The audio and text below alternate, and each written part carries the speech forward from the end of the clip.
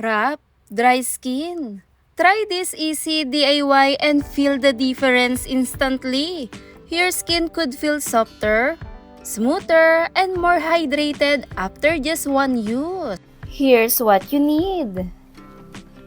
Milk helps soften and moisturize the skin while making the scrub smoother.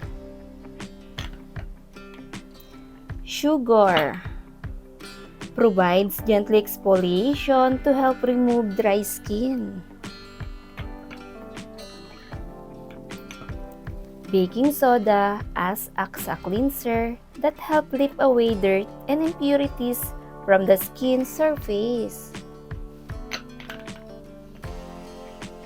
Mix the milk 1 tablespoon.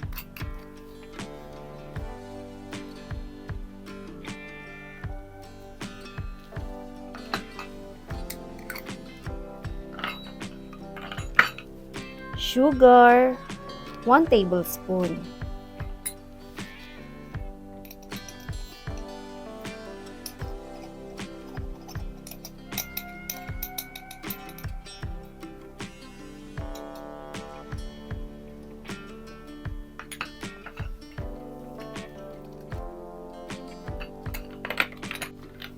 Baking soda 1 tablespoon.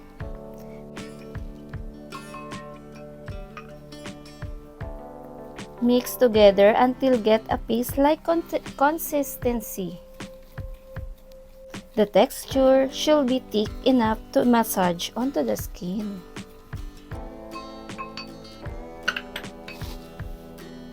This homemade scrub helps remove dry skin build-up, leave skin feeling smoother, refresh dull-looking skin, improve the appearance of rough texture, give your skin a clean and polished glow. Apply a small amount onto damp skin and gently massage in circular motions for about 30 seconds. Focus on rough areas but don't scrub too hard. Rinse thoroughly without lukewarm water and pat your skin dry. Use gently, avoid overusing it, and stop if you notice redness or discomfort. Because baking soda is alkaline, it may disrupt your skin natural pH and cause irritation for some people. Always patch test first before applying any DIY skincare treatment.